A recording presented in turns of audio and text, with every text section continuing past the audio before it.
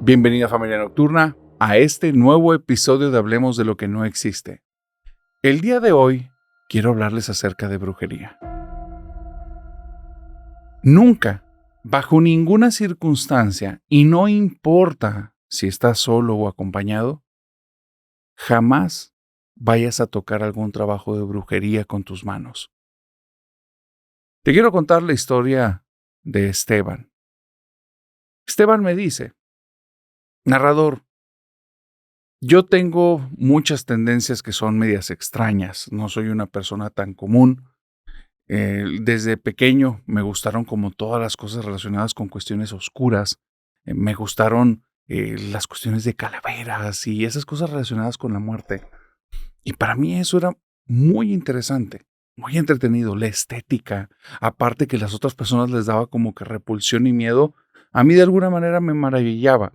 Por eso en algún momento de mi vida desarrollé, digamos, ciertos gustos que para muchos van a ser muy extraños, pero para mí es algo normal. A mí me gusta ir mínimo 2 veces a la semana a cementerios y me paseo por el lugar. Para mí son un lugar de tranquilidad, son un lugar de paz, son un lugar donde puedo como tener contacto con esa parte de la muerte que de alguna forma siento fascinación. Nada más extraño que eso, o sea, voy a estos lugares y ya. Pero hubo un día en el que me ocurrió algo muy extraño y mi vida dio un antes y un después. Aunque a mí me gustaban todas estas cosas relacionadas con la muerte, yo no creía en nada de las cuestiones paranormales. Para mí esos eran puros cuentos.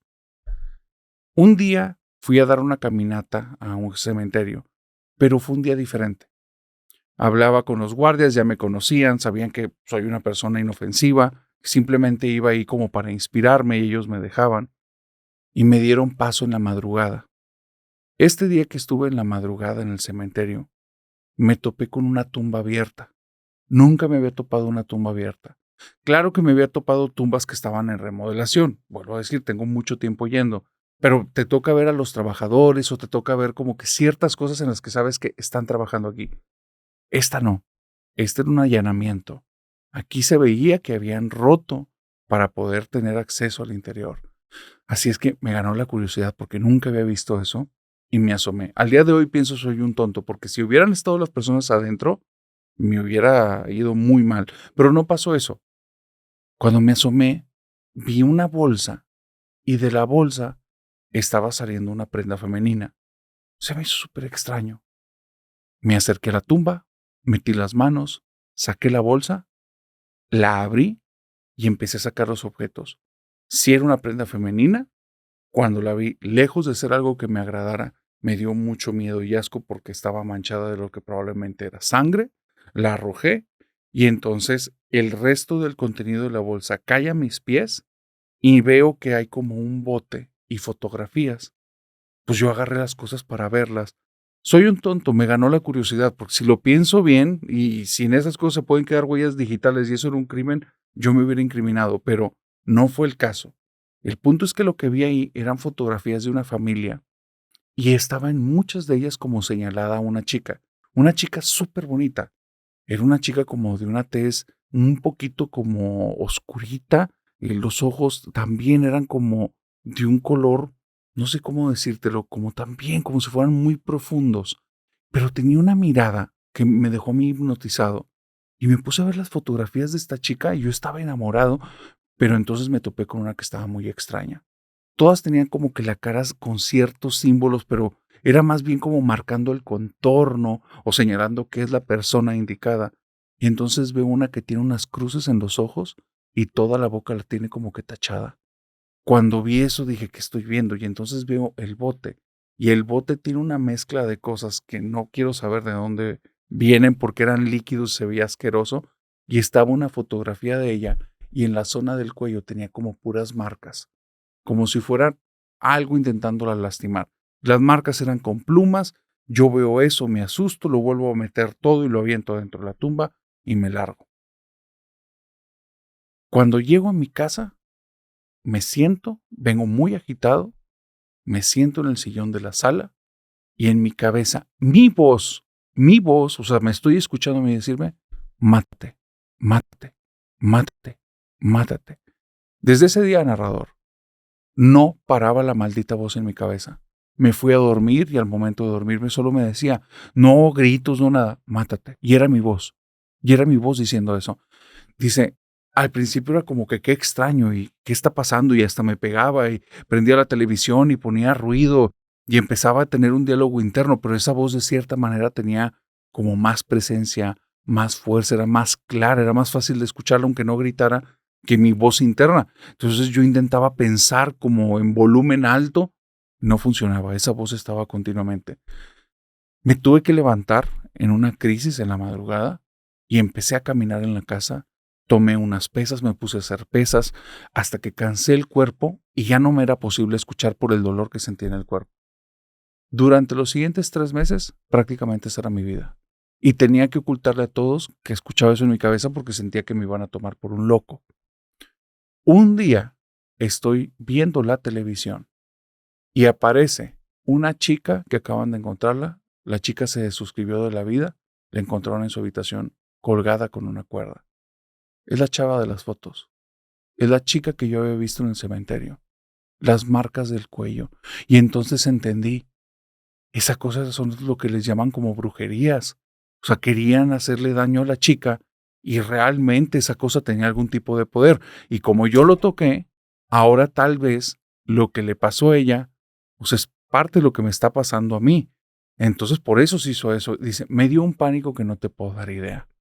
Empecé a buscar con personas, me topé con un amigo que era cristiano, mi amigo que era cristiano se puso a hacer oraciones conmigo y esa noche fue en la que me quedó claro que estábamos hablando algo que probablemente la ciencia no podía explicar. Mientras estaba dormido y esa voz seguía en mi cabeza, pero de alguna manera era extraña, era como si se hubiera distorsionado un poco, hubo una sensación que me despertó de los sueños que yo ya no tenía desde hace tiempo, desde que escuchaba esta voz. Ya no soñaba nada, solo era escuchar eso hasta quedar, como te digo, dormido por los cansancios de los ejercicios que hacía. Y en la madrugada algo me levanta y sigo escuchando la voz, pero hay una diferencia, ya no está en mi cabeza, está en mi habitación. Y cuando volteo hacia alguna parte de la habitación, veo una sombra enorme justo en el umbral de la puerta de mi cuarto y de la sombra como si se alargara una cara y sale una boca. Y es algo parecido a mi boca hablando con mi voz distorsionada diciendo, mátate, mátate. Dice, al día siguiente, narrador, yo me tuve que ir con mi amigo y le dije, por favor, sálvenme, esto me va a acabar. Me empezó a llevar con pastores, me empezó a llevar a iglesias, íbamos a oraciones. Durante 6 u 8 meses, esto iba y venía. Había oraciones que me hacían sentir extraño, había oraciones que hacía que esa cosa se apareciera, había días en los que ya no estaba esa voz. Y simplemente un día, una persona que decían que tenía un don como de sanidad o algo así, yo no entiendo mucho de esas cosas, me puso las manos. Yo ya no tengo memoria. Lo que la gente me dice es que cuando caí al piso empecé a vomitar como un líquido negro y algunas personas dicen que era como tierra y lodo, como si parte de la tierra estuviera seca aun cuando saliera de mi boca y con saliva. Después de eso, dejó de pasar esas situaciones. Y al día de hoy sé que no importa qué ocurra, jamás bajo ninguna circunstancia toques un trabajo de brujería con tus manos.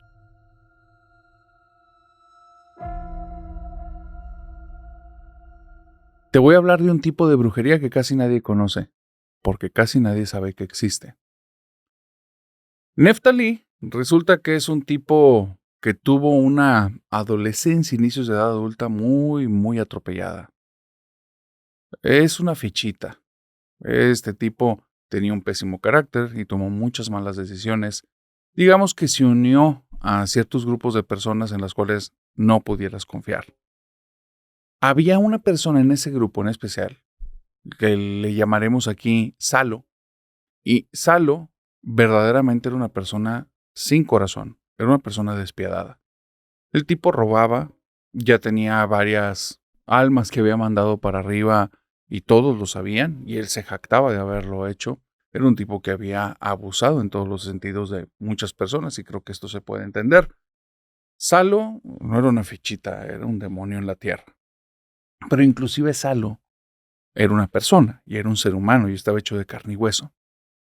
De repente hubo una temporada en la que dicen que Salo había regresado a su hogar. Salo había nacido en un pueblito, alejado de muchas ciudades, un lugar metido en una zona, digamos, selvática. Y había ciertas tradiciones en el lugar. Cuando Salo regresó, y él llegaba a estas reuniones de estos grupos que eran varias veces entre semana en una cantina, en un lugar como céntrico, Salo traía una pulsera muy extraña. Siempre traía mangas largas e intentaba ocultarla, pero todos lo habían notado. Y lo notaban porque en ciertos momentos veían que, aunque estaba ahí en la reunión, balbuceaba cosas y se quedaba viendo como a la nada, y lo veías tocando como cuentitas en la pulsera. Y estaba hablando como si se dirigiera a alguien, pero al mismo tiempo no, era como algo hacia dentro de él. Y pasaba en ciertas ocasiones, algo muy extraño. La gente no se iba a atrever a preguntarle nunca a Salo por qué hacía eso. Donde le llegaras a hacer eso, tal vez tú eras el siguiente que iba a subir allá de manera rápida. Entonces, lo que ocurre es que llega por ahí el rumor que hay alguien que ha estado buscando a Salo desde varias ciudades, donde Salo ya había estado y donde todos conocían qué había hecho. Neftalí, de cierta manera, aunque le tenía mucho temor a esta persona, era de cierta forma cercano. Y le preguntó a Salo oye, ¿ya escuchaste los rumores? Que alguien te está buscando. Dice, no te preocupes. Y se agarró el brazalete. Mientras tenga esto no me va a encontrar. No pasa nada. Pasó como una semana y media. Cuando estaban en una de estas reuniones, el tema acerca de esta persona a momentos aparecía, en momentos ya nadie lo mencionaba, y estando todos en la cantina, de repente Salo se pone muy tenso, empieza a hablar en esos balbuceos que tenía viendo como hacia la entrada, y se toma la cadena, se toma ese brazalete, pero de una forma en la que no lo había hecho, como con mucha tensión, muy enfocado. Entonces todos notan que algo está sucediendo. 2 minutos después, alguien irrumpe por la puerta y empieza a decir, ¿dónde está? Ya saben por quién estoy preguntando, ¿dónde está Salo? Y empieza a voltear a todas las personas porque no es un lugar tan grande y se queda viendo directamente a Salo. Y le dice, díganle al desgraciado si lo llegan a ver, volteando otra vez a ver a todos, que lo estoy buscando y donde lo encuentre, ahora me va a tocar a mí mandarlo arriba. Se sale. Cuando se sale, todos voltean a ver a Salo. Y Salo simplemente sigue con lo que estaba haciendo de su balbuceo bien concentrado. Pasaron como 10 minutos cuando termina y volteó con Neftalí y le dice, te dije, mientras tenga esto no pasa nada. Pasaron otros par de días, tal vez una semana, y en una reunión en la que solo estaban estos dos, Neftalí dice, yo lo vi, narrador, así como te lo digo. Salo estaba enfrente de mí, estaba platicándome algo, levantó la mano y como si esta cosa tuviera algún tipo de explosivo, le explotó en la mano, le lastimó y salió volando por todos lados. Y entonces me dice, si no llego mañana a mi pueblo, aquí se acabó mi historia. La historia es sencilla. Salo tomó algún vehículo, no llegó a su pueblo. El otro tipo lo encontró. Lo que sucede, y esto fue lo que me enteré, es que una vez que ese sujeto había salido de la cantina, fue y preguntó por ahí de que, oigan, Salo estaba allá adentro, ¿verdad? Dice, sí, lo sentí. Ya sé qué es lo que está haciendo. Muy probablemente, él fue el que hizo de alguna manera que reventaran el brazalete. Y después pregunté a la gente más cercana a Salo que por qué él quería regresar a su pueblo. Y resulta que en su pueblo tenían algunas tradiciones bastante oscuras. Y había cierto tipo como de chamanismo, espiritismo y familia nocturna. Aquí hagamos un paréntesis nada más para entendernos. No estamos hablando del chamanismo, no estamos hablando de la magia, ni de las cuestiones que habitualmente hablamos. Aquí hablamos algo ya de tintes sumamente oscuros. Cosas que utilizan este líquido vital rojo y lo utilizan en cantidades grandes que, digamos, que no permitirían que la persona siga estando aquí entre nosotros. Entonces, sabían que se utilizaban ese tipo de rituales, de sacrificios en ese lugar, y era por medio de ese tipo de ritos en los cuales hacían que estos objetos tuvieran ese poder como de volverlo un camaleón, de camuflarlo, de ocultarlo. Y este es el tipo de magia que casi nadie conoce, porque casi nadie sabe que existe.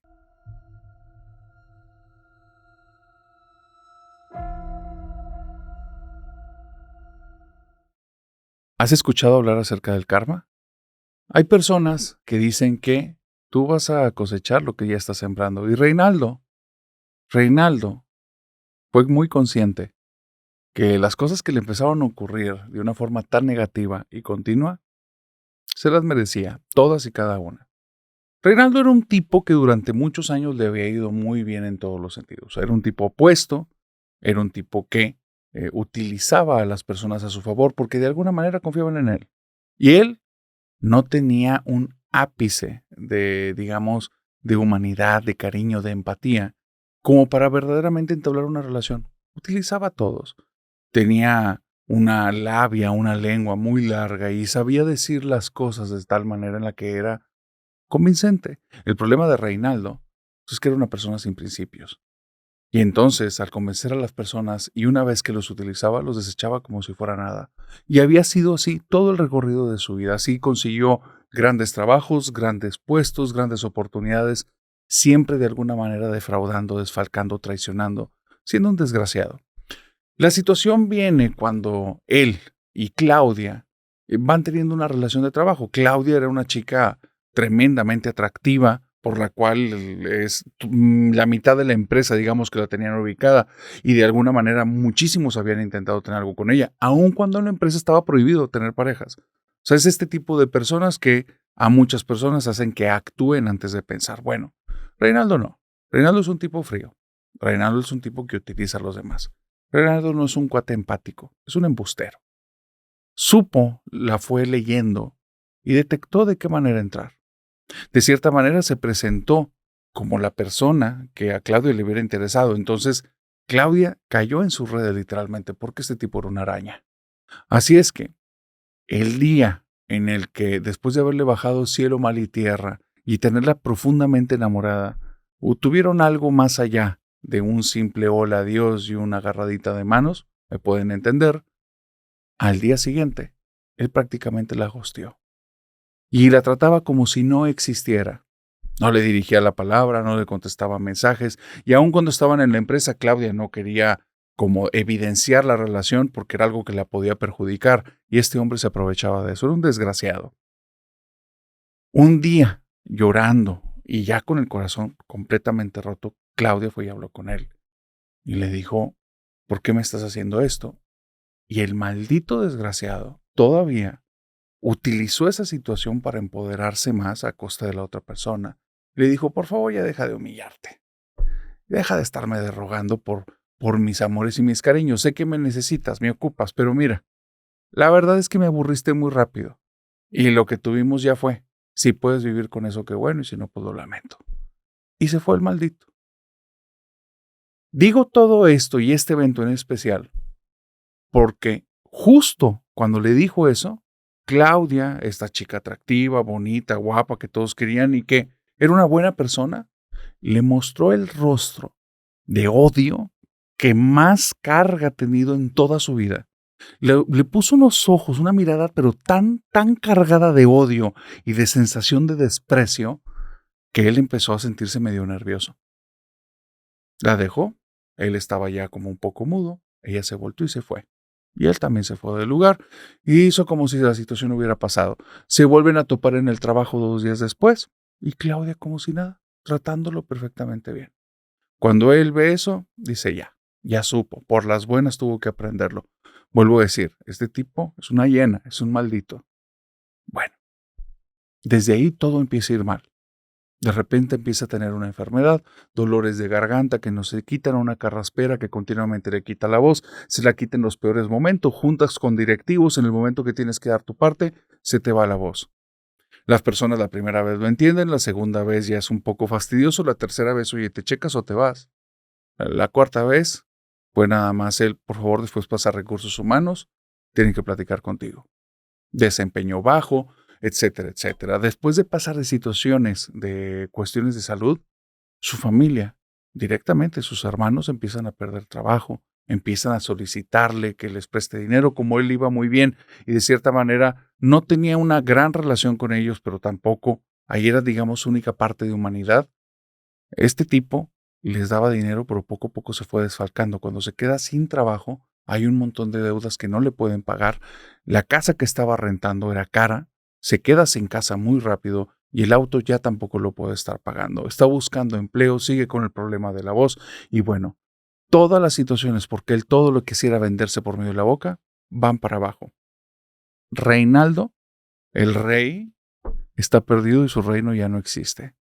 Se siente tan desdichado y tan mal que comienza a pedir ayuda. Y hay una persona que le dice, oye, justamente aquí en la ciudad hay una bruja que dicen que hace limpias y te quita la mala suerte porque tú estás al lado de lo que le sigue.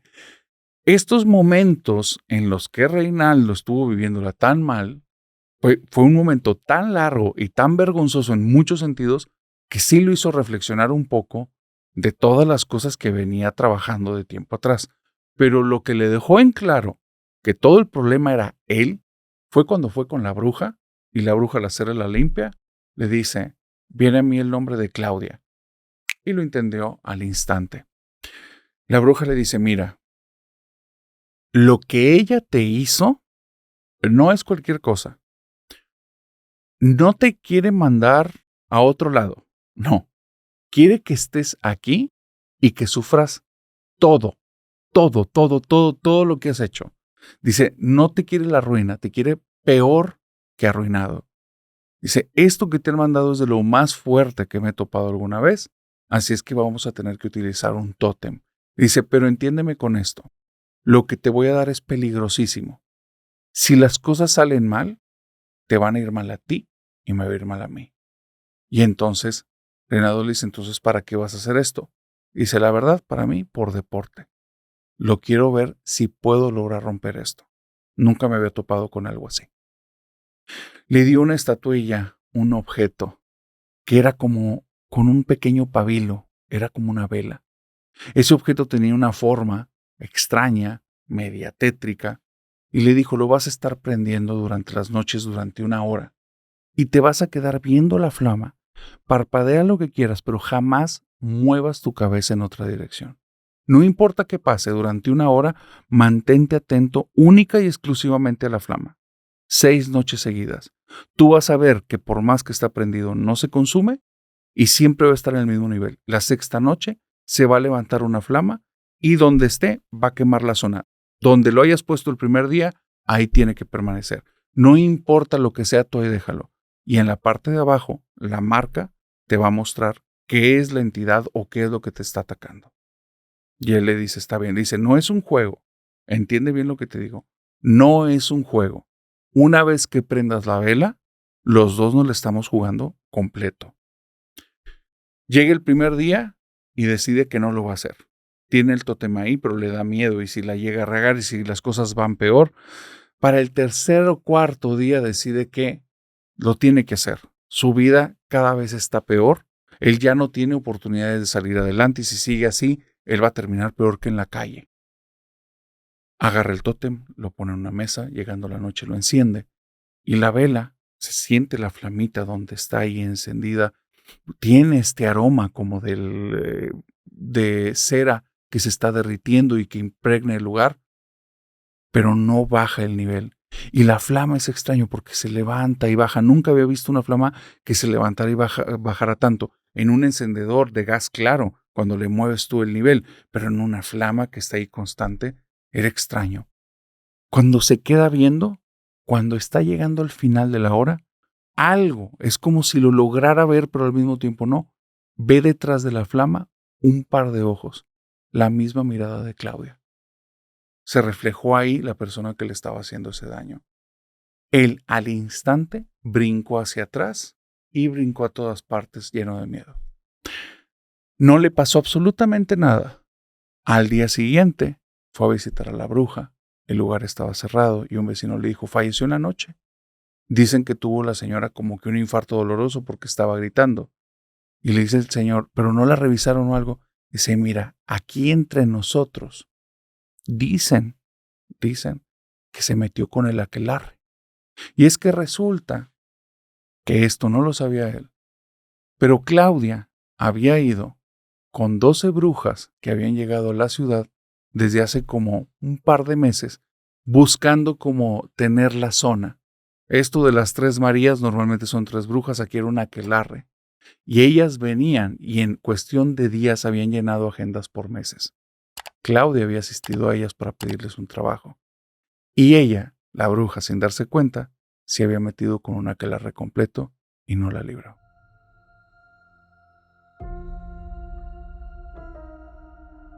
El maltrato animal nunca, no importa las circunstancias, nunca va a estar justificado.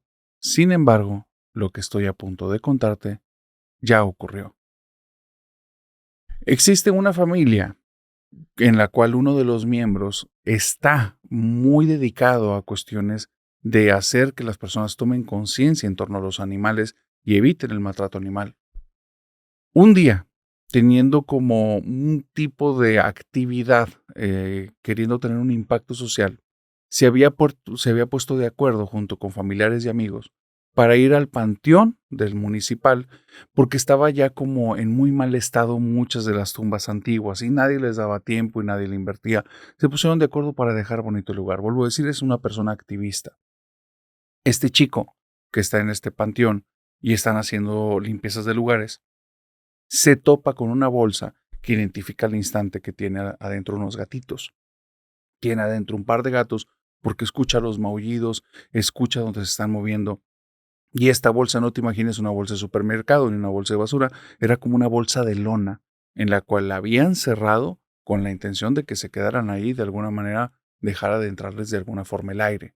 Entonces cuando él ve eso se molestó muchísimo, va, consigue algo afilado, abre un poco y ve los gatos adentro, corta actividades ahí y se los lleva directamente a su casa. Llega molesto, llega muy enardecido. ¿Cómo puede haber gente tan desconsiderada, gente tan desgraciada que se atreve a hacerles este daño?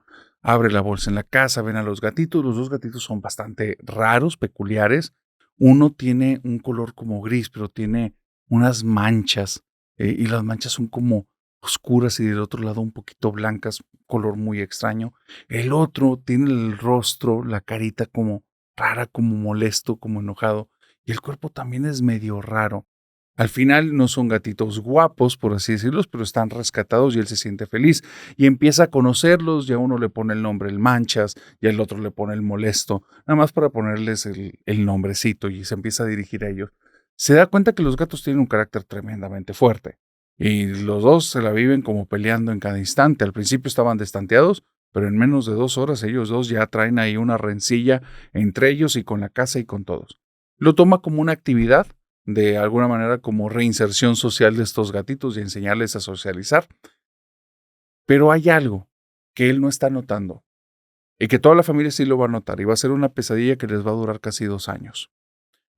Las cosas en la casa cambian. Ese primer año, de una forma muy sutil, todas las personas que vivieron en esa casa, digamos que poco a poco, fueron transformándose en unas personas totalmente distintas. Personas más cargadas, algunos al egoísmo, otros a la cerrazón, otros personas como muy cargadas al enojo, otros que tenían alguna cuestión como de que tenían ciertos intereses económicos, se volvieron personas ambiciosas y avaras, y era como si estas áreas que son no tan positivas y que no te permiten entablar buenas relaciones, se empezaron a exacerbar poco a poco, de una forma tan sutil que no fue evidente hasta que ya era un problema. Cuando llegaron al final del primer año, esa casa era una zona absoluta de discordia. Este tipo que era un activista social, no, de eso no quedaba nada. Era un tipo arrogante, engreído, que con las personas de alrededor siempre se portaba de forma altiva, siempre tenía juicios de valor contra los demás. Alguien que decías insoportable. Pero no nada más él, toda la familia. Y antes eran personas muy agradables. Fue ahí cuando se empezaron a dar cuenta que algo extraño estaba pasando. Pero ya era bastante tarde porque ya habían pasado 6 meses. No, ya había pasado un año. El segundo año es donde empiezan las cosas más raras. Empiezan a ocurrir actividades de tipo, digamos, fantasmagóricas, poltergeist en la casa. Comienzan a escuchar primero como unas canicas que caen. Vienen desde el segundo piso, pero nunca termina de llegar la canica abajo. Empiezan de repente a rastrearlas y es un sonido como tan llamativo que hace que el que la escuche le preste toda su atención y empieza a hacer que se desesperen porque ¿qué es eso que está sonando? Y ya han estado buscando de dónde viene el sonido y es siempre parecen unas canicas que caen del segundo piso. La abuela fue la primera que se llevó el susto fuerte en esa familia. Porque estando en esa casa y escuchando las canicas, se acercó a las escaleras, comenzó a buscar hacia arriba de dónde venía el sonido, y cuando voltea de regreso su mirada hacia la sala que tenía a la derecha, ve a un niño que está jugando en una mesita. La casa está totalmente cerrada, y ese niño, cuando la ve, se acerca hacia ella, y es donde la abuela se da cuenta que no tiene piernas. Se está deslizando hacia ella. La abuela ve eso y casi se infarta, comienza a gritar como loca, y en algún momento llega algún familiar y cuando llegan ella está como en un tipo de ataque de nervios. Es que vio un niño y era un fantasma y no tenía piernas y pues la gente no le cree. A partir de ahí solo las cosas van a ir evolucionando. Pareciera que esto que los está atacando no le interesa mucho dejar a alguno de esta familia en pie porque acaba de agarrar uno cada día. Todos los lunes a la abuela, cuando se va a acostar, comienza a escuchar esas malditas canicas que hacen que recuerde el niño y se pone de nervios. Todos los martes el tío escucha, justo cuando se va a dormir, que alguien camina en el techo y cuando sigue los pasos y llegan justo a la altura de la puerta, escucha cómo alguien intenta entrar en su habitación y empieza a mover la cerradura. Las primeras veces el tío no es un tipo pusilánime ni acobardado, así es que se levanta, corre, abre la puerta y ya después, con miedo, se adaptó a que del otro lado no había nada. Pero cuando cierra la puerta, la cerradura se sigue moviendo. El tío se tiene que ir adaptando, no le dice esto a la familia, vuelvo a decir, de las buenas relaciones que tenían, de eso ya no queda nada, eso fue historia, se llevan mal, son personas muy difíciles, y entonces viene la tía pasan cosas muy desagradables. Ella no le están atacando, digamos que en el cuerpo, no le están atacando cuando está despierta. Cuando duerme, ve a un hombre sentado frente a una fogata que le dice, esos gatos no eran para ustedes. Y solo le dice eso una y otra vez. El chico, que es el que rescató a los gatos, tiene unas visiones espantosas todo el día. Hay pensamientos como intrusivos que le hablan todo el día acerca de las cuestiones que él algún tiempo defendió, bueno, los peores escenarios. Personas maltratando animales, personas dañando a otras personas, gente destruyendo comunidades, y son cosas que lo empiezan a alterar mucho, son cosas que no puede detener. Él empieza a ir con una psicóloga y con un psiquiatra, con alguno de los dos, y no le está dando resultado y están muy desesperados. En esta situación, es la abuela la que capta cuando ya platicaron en algún momento que tiene que ver con los gatos. Esos dos gatos en ese año que al principio no se comportaban bien, después eran una pesadilla. Destruían todo, tumbaban todo, rasguñaban todo y eran sumamente como agresivos. Así es que la abuela dice, vamos a deshacernos de ello, aunque este chico se enoje. Y un día que no hay nadie en la casa, la abuela los agarra, se los lleva y simple y sencillamente, moviéndose varios kilómetros lejos del hogar, va y los deja en algún lugar y se regresa a su casa. No los dejó en una bolsa, no nada, simplemente los abandonó. Cuando regresó a la casa, es como si las cosas empezaran a ir hacia atrás. Dejaron de pasar las situaciones, el humor, esas relaciones malsanas empezaron a tranquilizarse, a regresar como al inicio, como antes de que estuvieran los gatos, y todos empiezan a darse cuenta de las horribles personas en las que se habían convertido. Todo el problema, lo más fuerte, ocurre como 5 meses después. Y muy probablemente tiene que ver con que la abuela haya sido la persona que decidió sacar a los gatos, porque ella empieza a tener parálisis del sueño. Y a algunos ya les hemos dicho, la parálisis del sueño es esta condición cuando estás dormido y que al momento en el que tu cerebro se despierta y tú ya tienes cierto nivel de conciencia, otra parte de tu cerebro sigue mandando la indicación de que, oye, estás dormido, entonces no muevas tu cuerpo porque te puedes lastimar. Y entonces, aunque estás consciente, tu cuerpo está rígido y parece que no tienes control de él. Pero existen unos fenómenos extraños en los que ya no sé si se pudieran clasificar como parálisis del sueño. Y es cuando algo ocurre en esos momentos que verdaderamente genera algún cambio en la realidad. La abuela, la primera vez que le ocurre la parálisis, ella está acostada, Su cama va a dar directamente hacia donde está la puerta de entrada de su habitación y ella escucha un tipo de ruido que viene desde el pasillo, abre los ojos, la puerta estaba abierta y ve cómo desde afuera de la habitación, como si hubiera un tipo de elevador invertido o un portal, comienza a salir una cabeza y después poco a poco se va haciendo un cuerpo negro que está parado de cabeza y entra en su habitación y cierra la puerta. Un hombre, ella no se puede mover, quiere gritar, nada. Ese hombre llega a la altura de la cama donde está esta mujer, se estira y con los brazos le aprieta las manos y entonces en algún momento ella se despierta y sus manos están totalmente amoratadas de esta zona. A partir de ahí, la abuela empieza a ser atacada directamente por este hombre sombra, una y otra vez. La ha ahorcado, la ha golpeado, la ha rasguñado. La abuela tiene signos de violencia y las personas creen que es la familia. Se hace toda una situación, pero la familia se siente tranquila de no ser ellos, pero no se sienten tranquilos porque si esto sigue así, la abuela va a partir muy pronto. Buscan a alguien y resulta que algún familiar conocía a una persona que decía que tenía dones, que era como un medium. Cuando esta persona va a entrar en la casa dice, no puedo, aquí hay algo. Dice, hicieron algo malo, la regaron en algo, hay alguien enojado con ustedes, déjenme buscar quien los puede ayudar. Y buscó una persona que leía cartas, hacía limpias y que cuando fui y le platicó la situación le dice, no te preocupes, es que no es tu tema, pero sí es el mío, yo puedo ir. Esta señora va, hace una limpia de la casa y al momento de hacer la limpia le dice, aquí hubo 2 cosas que se trajeron de un cementerio. ¿Las tienen aquí todavía? Y entonces ya le cuentan, es que teníamos unos gatos. Y si te los trajiste, sí. Dice, no, estoy segura que esos trabajos eran probablemente fuertes. Se enojaron a un brujo. No se preocupen, yo me puedo encargar, pero todos notan que ella está más preocupada que todos ellos juntos.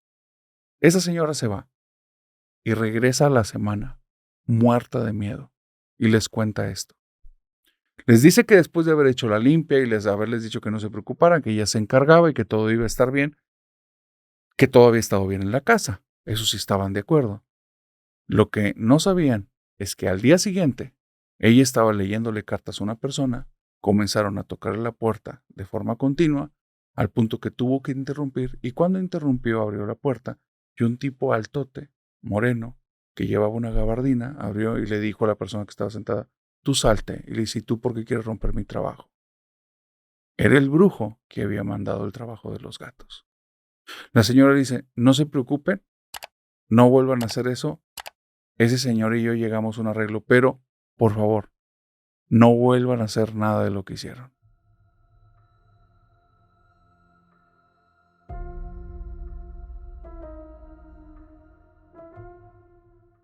Dicen que del amor al odio hay un solo paso, y hay personas que por las buenas son un amor, pero por las malas son unos monstruos. Y esta es la historia de Rosario. Rosario era una chica que digamos que tenía ciertos problemas a nivel de emociones y de trato de personas. Ella tenía a 2 niños, un niño de 7 años y una bebita apenas de cerca de año y medio, 2 añitos. Rosario los quería mucho, pero como ella también tenía que dedicar el tiempo a trabajar, no podía estar todo el tiempo en casa. Y había una vecina, una señora mayor, solterona, que ella se había ofrecido a fungir como nana. Pero hubo unas situaciones que a Rosario le empezaron a generar como mucho problema. Esta nana pasaba mucho tiempo con los niños y los trataba muy bien. Era muy linda, muy cálida, les llevaba de comer y preparaba los alimentos deliciosos. Cuando llegaba Rosario a la casa, la trataba también bonito y veía que el lugar inclusive estaba limpio, aseado, hacía cosas que ni siquiera le habían pedido. Le estaba agradecida, pero los niños, el niño, ya le decía mamá a la otra y no pudo con eso. Cuando escuchaba que su hijo le decía mamá a la otra señora, era como si le hirieran directamente en el corazón. Y se empezaba a enojar. Y sabía que no estaba bien, pero se enojaba y se molestaba mucho. Y entonces cuando veía a la vecina no podía dejar de sentir a veces odio y repulsión por ella. Y llegó un momento en el que le dijo a la vecina, a la señora Josefina, dijo, Josefina, ya no voy a necesitar sus servicios. Y entonces Josefina le dice, ¿por qué? Y dice, ya no te puedo pagar, no te preocupes, no me pagues. No, pero es que aparte, ¿sabes qué? Últimamente yo también quiero pasar más tiempo con mis niños. Y le dice, hay algo que te molestó y no me quieres decir, ¿verdad? Dice, es que no soporto que te digan mamá. Y cuando escuchó eso, le tocó una fibra muy sensible. Resulta que la señora Josefina había intentado ser mamá durante muchos años y no lo había logrado. Por primera vez se le estaba cumpliendo ese sueño. Y las personas, por su lado bueno, hay personas muy lindas. Pero a veces cuando conoces el lado más oscuro de alguien, las heridas más profundas, te topas con un monstruo. La señora Josefina le dijo, después de cambiar el rostro de una sonrisa a un coraje completo, pues bueno, quédate con tus niños, qué lástima que no te van a durar. Y se fue. A partir de que se fue de ahí, la señora Rosario, la mamá de estos niños, le tenía la indicación al niño mayor, José Luis, a José Luis, no importa qué pase, no vuelvas a abrir la puerta a Josefina. No dejes, no vayas a comer nada que te dé, no nada. O sea, por favor, si llega, márcale por favor a tu tío, márcame a mí, no le abran la puerta. ¿Por qué, mamá? Por nada, mi hijita, es que hay un problema con ella, no te lo puedo decir, pero por favor, no lo llegues a hacer. Era un niño de 7 años. A la semana, cuando llegó un día la señora Josefina, que traía un caldo, aparte una limonada, arroz, frijolitos y varias comida, y estos niños, por esperar a su mamá, no habían comido nada. La niña estaba llorando y él se moría de hambre. Las cosas fueron bien sencillas para Josefina. Llegó, abrió la puerta, los trató como siempre, y es cuando sabes que las personas adentro tienen este problema, porque todo ese cariño realmente traía de raíces un deseo muy maligno. Comieron estas cosas y José Luis se olvidó de decirle a su mamá que había pasado esta situación.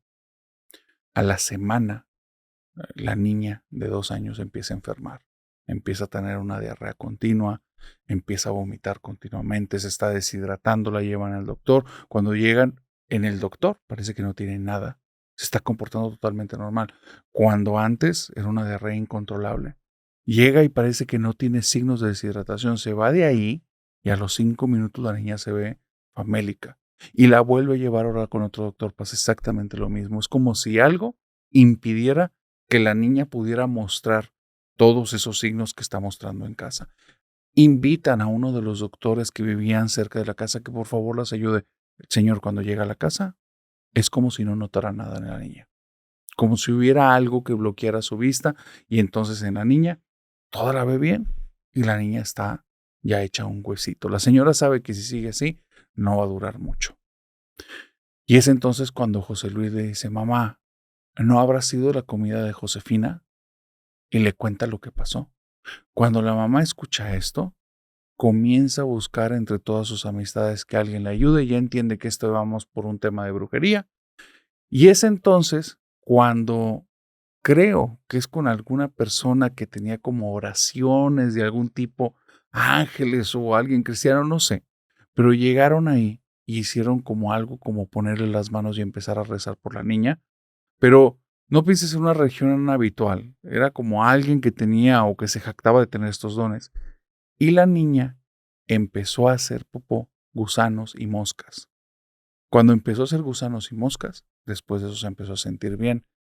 Y el problema ocurre, o la situación ocurre, que a los pocos días Josefina va vestida de negro a la casa de esta señora y le toca y le dice, lo lamento, antes de ver que la señora Rosario traía a la bebé todavía en las manos y la bebé se ve bien. Cuando ve a la niña así, nada más se enoja y se va. Y esa fue la última vez que tuvieron contacto con la señora. Esperemos que de alguna manera la señora haya reflexionado y no le haya hecho más mal a nadie. Pero sí, los seres humanos podemos tener un corazón bondadoso, pero a veces, cuando están en esa parte más oscura, te puedes llegar a encontrar un verdadero monstruo.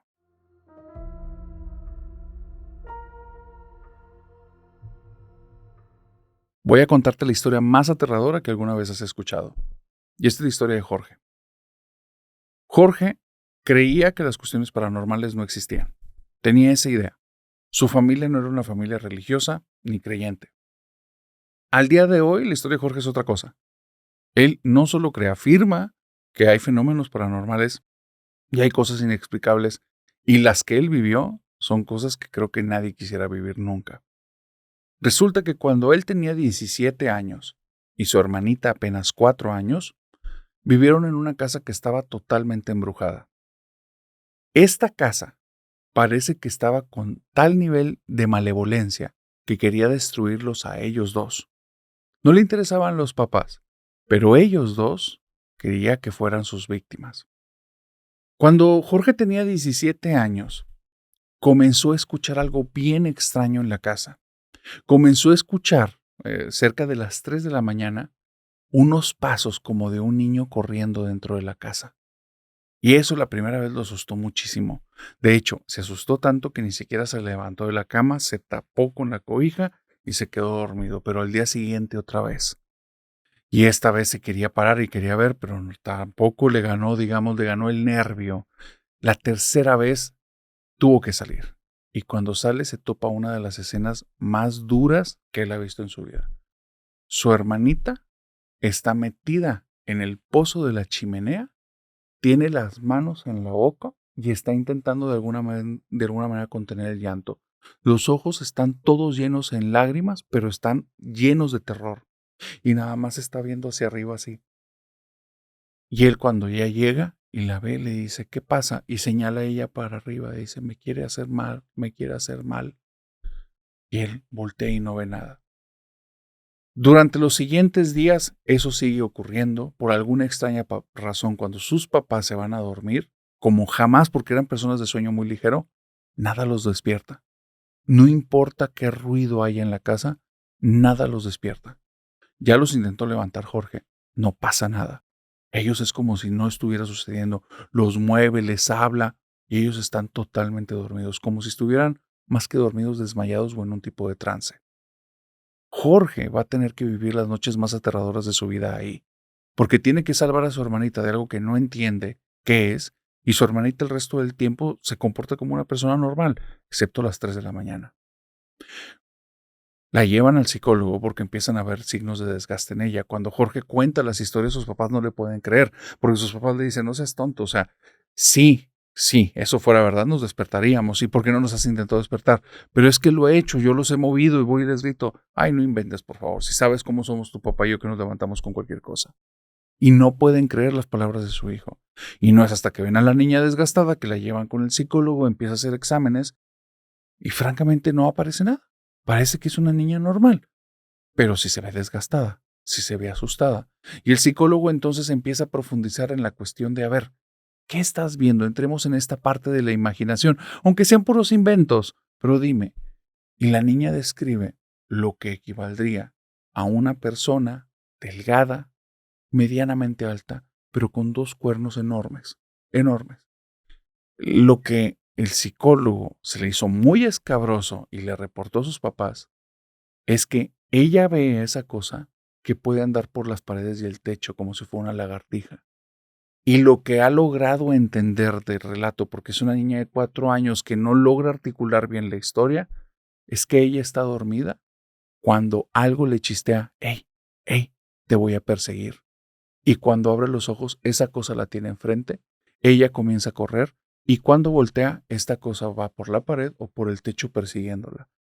Ella ha intentado meterse en todos los escondrijos de la casa y como si esta cosa se disfrutara de eso, donde se llega a meter en un lugar, le abre lentamente y se asoma y le dice, ¿seguimos jugando o quieres que te coma ya?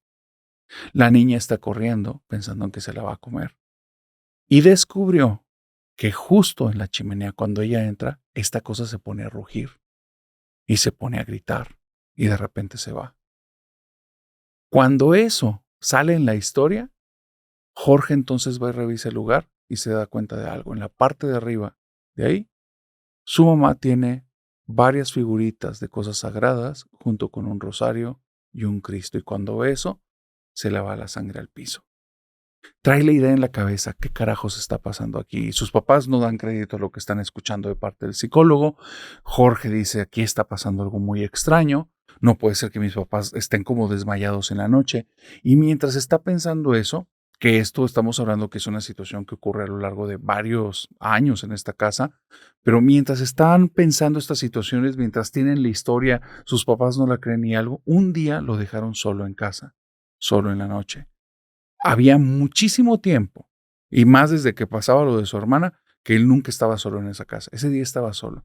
Y entonces pensando en por qué en la chimenea, con esos artículos religiosos, hace esto. Se estira y bosteza, y donde hace esto, siente que una mano lo agarra aquí. Cuando lo agarra esa mano, él por instinto cerró su mano y apretó la otra mano. En ese instante, él se quedó completamente paralizado y no se podía mover. Y comenzó a escuchar como un rugido y algo que se movía detrás de él en su dirección. Fue entonces cuando abre la mano y se puede volver a mover, brinca hacia atrás, voltea y no hay nada. Y se queda asustadísimo. ¿Qué carajos acaba de pasar? No se podía mover, los ojos no los podía cerrar, no tenía control de nada del cuerpo más que ese instinto que pudo tener de volver a soltar la mano. A partir de ahí, estar en esa casa es la cosa más terrible que puede pensar. Por un lado, el miedo que a su hermana le pase algo, que sus papás no le creen nada y que él estando solo ahí corre peligro. Y pasan los días y parece que esa cosa que está escondida ahí es un cazador, porque va identificando cómo poder afectar a cada uno. Y con Jorge ya se dio cuenta que está mucho tiempo alerta. Así es que simplemente deja de molestar a todos, como si ahí nunca hubiera pasado nada. Después de unas semanas, se acostumbran a que no ocurra nada. Y es ahí cuando Jorge, por su gravísimo error, vuelve a estar solo en esa casa en la noche. Y cuando está solo en esa casa, va caminando por un pasillo y nota algo extraño. Al final del pasillo, nota como que hay algo, pero no puede haber nada porque ahí solo hay una pared. No hay nada más, pero es algo, es como una sombra y donde está empezando como a ver algo muy similar a esa mano, le vuelve a tocar sus manos, él cierra la mano y al instante se queda paralizado y ve cómo hay un tipo de iguana que va desde la pared hasta el techo y abre sus ojos que son completamente blancos y empieza a caminar hacia él. Esa cosa tiene unos cuernos enormes y empieza a decir, te voy a comer. Y sigue caminando y sigue caminando y sigue avanzando. En algún momento reacciona, abre la mano y grita espantado y ya no ve nada ahí. Sale corriendo de la casa porque cree que esa cosa simplemente es invisible, pero está ahí en la casa y eso es lo que ha estado viendo su hermana desde hace meses. Se está pudriendo del miedo, pudriendo, ya no puede estar tranquilo. Tú lo ves y parece ya una persona desquiciada. Te empieza a hablar de repente sin que tú le dirijas la palabra. Está hablando para sí mismo, está diciendo de un camaleón negro que se esconde en la casa, algo que no pueden ver. Sus papás creen que se está volviendo loco. Y es entonces cuando, buscando alternativas, se traen un sacerdote que estaba como llegando apenas a una parroquia. Resulta que esta persona como que tiene cuestiones carismáticas de hacer oraciones de liberación. Y cuando lo traen a la casa pidiéndole que por favor vaya porque han estado pasando cosas raras y su familia no está bien, el sacerdote al momento en el que entra dice, ¿por qué me pidieron mi ayuda si ustedes hacen brujería? Y entonces la familia dice, ¿qué brujería? Aquí en esta casa se ha hecho brujería y en muchas ocasiones. ¿Son ustedes? No, no, no. Y voltean con el niño, pues, Jorge. No, papá, no, yo no creo en esas cosas, no, nunca. Nunca han hecho nada, no han jugado esas cosas, no. Es que aquí han hecho brujería. Y no cualquier cosa, han hecho cosas graves. Y entonces es la mamá que le viene un recuerdo que debió haber sido algo evidente, pero así como son estos fenómenos, algo le nublaba la memoria. Y se acuerda que en esa casa, antes de que ellos se fueran a vivir ya de una forma como completa, le prestaron la casa a su cuñada. La cuñada, desde hace muchos años, no tiene relación con ellos porque los vecinos se quejaban que invitaba a muchas personas extrañas y que tenía gallinas en ese lugar. Y el papá de Jorge nunca le había dicho a su mamá que él la corrió sin tentarse el corazón porque un día llegó y vio que traía una gallina sin la parte de arriba del cuerpo y estaba esparciendo el líquido vital rojo en toda la zona del jardín. Cuando la vio, le dijo, ¿qué carajos estás haciendo en mi casa? Pero él nunca, porque no sabe de estos temas, correlacionó eso con brujería. Decía, esta señora la perdimos y lo que está haciendo es, por eso se quejan mis vecinos. Ahora, con todas esas situaciones, se entendió que la señora lo que hacía era rituales de algún tipo de brujería en la casa. El padre comenzó a hacer estas oraciones. Cuando comienzan a hacer eso, dicen que la casa comienza con un hedor tremendo, un olor asqueroso que viene por todas partes, y la niña empieza a decir que está viendo este monstruo en el pasillo. El padre simplemente le dice, no le pongas atención, sigue aquí conmigo. Y eso les llevó un montón de situaciones de traer grupos de oración, de traer sacerdotes y grupos carismáticos, cerca de 2 años, simplemente para que la casa ya no ocurrieran cosas. El problema es que cuando llevas tanto tiempo en lugares de ese tipo de contaminación, a veces las personas quedan afectadas. Y Jorge al día de hoy dice, yo sigo viviendo cosas de ese tipo y mi vida desde ese momento, al día de hoy, siento como si simplemente no estuviera bien.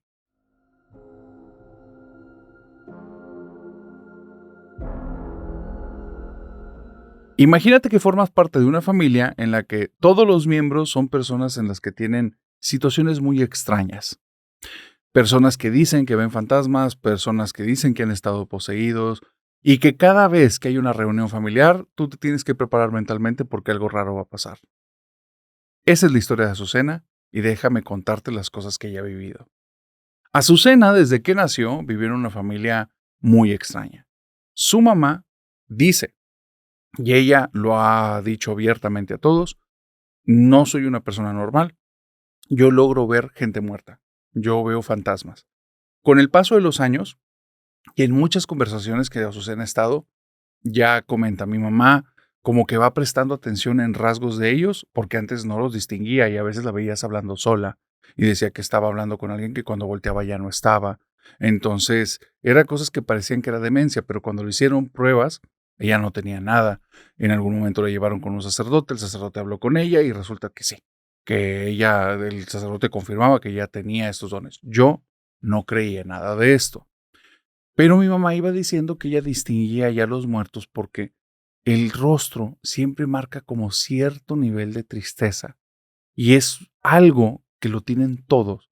Y hay como algo en la piel, cierto nivel de palidez. La situación que viví, que yo la traigo marcadísima, fue cuando un primo fue bautizado, un primo pequeñito. Dice, en esa ocasión yo acompañé a mamá al bautizo, mi papá y mi hermano no quisieron ir, nada más fuimos nosotras dos. Y entonces cuando íbamos llegando a la casa de mis tíos, mi mamá se empieza a agitar mucho y me dice, hijita, hijita, hijita, va a pasar algo muy malo aquí, va a pasar algo muy malo aquí. Dice, espérame, necesito tomar aire, me siento muy mal, me siento muy mal. Tenemos que hacer que se siente en la acera. Yo empiezo a pedir ayuda porque siento que se me puede infartar mi mamá. Y entonces después de un rato ya se tranquiliza cuando la gente le dice qué pasó y dice, no, no, ya estoy bien. Y entonces ya me dice a mí al oído, está lleno de muertos. Se están congregando, son muchos y no vienen como siempre. No vienen tristes, están enojados. Va a pasar algo malo aquí. Mi mamá decía que la ropa de los muertos, de la ropa que ella veía, siempre era como que la ropa que ella suponía que era con los que fallecieron. Pero ahí no. Ese día era como si estuvieran de luto, todos iban de negro. Algunos llevaban capucha, algunos llevaban mallas en el rostro. Era algo que nunca había visto. Y decía que las personas estaban hablando y los muertos estaban ahí caminando entre ellos. Pero eran muchos. El lugar estaba lleno. Y veía que le estaban prestando especialmente atención a una tía. Cuando ella vio eso, fue con mi tío, mi mamá fue con mi tío y le dice, prepárate porque a tu esposa ya sabes lo que le va a pasar. Yo no entendía de qué estaban hablando. Mi tío me pide que si los pueda acompañar a él y a su esposa, a mi tía, a la cocina. Mi mamá mientras se empieza a ocupar de las personas. Cuando entramos en la cocina es como si a mi tía algo le hubiera pasado en la cabeza y de repente le empieza a decir, ¿por qué me estás trayendo aquí? ¿Por qué me estás tratando así? ¿Por qué eres de esa forma? Y dice, y empieza a enojarse mucho al punto que va con mi tío y lo empuja. Mi tía es una persona chaparrita y delgadita, mi tío es un sujeto bastante grande y alto y lo manda a volar O sea, mi tío se cae y entonces me dice, por favor, nada más, ayúdame que nadie entre aquí en la cocina. Y entonces él va con ella, le intenta agarrar y en eso veo como mi mamá entra corriendo, trae una sábana y un rosario, la amarra a mi tía a una silla, le pone un rosario y empieza la tía como que se quiere zafar y está hablando extraño y entonces empiezan a hablar entre ellos. ¿Por qué me dijiste que iba a pasar? ¿Cómo sabías que iba a pasar esto? Dice, tu casa está llena de muertos. Algo está pasando aquí. Entonces, mientras están hablando en eso, Azucena se acerca con la tía y ve que la tía está como que en un trance raro y le dice, mi hijita, me están lastimando, por favor, ayúdame. Y ella comete el error de moverle la cobija con la que la habían amarrado. Cuando mueve eso, se cae el rosario y la señora, como si fuera un Hulk, se suelta de esa sábana como si fuera un pedacito de papel y entonces dice, yo lo vi, esto no me lo van a contar nadie. Yo vi como mi tía, esa señora chaparrita, delgadita, que no es una persona deportista y que ya tiene más de sus 40 años, brincó y llegó al techo. Vuelve a bajar al piso, cae como si fuera un tipo de animal, saca la lengua y se empieza a reír como si tuviera dos voces a la vez. Cuando vemos eso, mi tío empieza a rezar, mi mamá empieza a rezar, va corriendo con mi tía, le pone luego el rosario y ésta se empieza a tranquilizar y la amarran. Y le dice, háblale ya al padre. El padre ya sabe que cuando pasa esto él viene. Le marcan a un sacerdote, entonces ellos siguen ahí en los rezos y mientras están en los rezos, la tía comienza a cambiar su forma de expresarse y les empieza a decir, por favor, tengo sed. Juan, ¿me das agua? Alejandro, ¿me das agua? Mariana, ¿me das agua? Pepe, ¿me das agua? Y está hablando a personas que no están ahí. Pero donde dice eso, el tío empieza a llorar. Y la mamá se ve muy afectada. Son las palabras que dijo su abuelo hace 10 años cuando estaba en su lecho de muerte. Tal cual. El problema es que esa tía no formaba parte de la familia en ese tiempo y no son cosas que nadie se haya compartido. Donde eso ocurre, Azucena escucha eso, ella no sabe la historia y le lleva un vaso de agua. Donde se toma el agua, se le escupe en la cara y le dice, yo no soy tu abuelo, y empieza a hablar con la voz del abuelo. Y le dice, yo no soy tu abuelo, yo no soy tu abuelo. Dame agua, hijita, yo no soy tu abuelo. Y se empieza a reír como loco.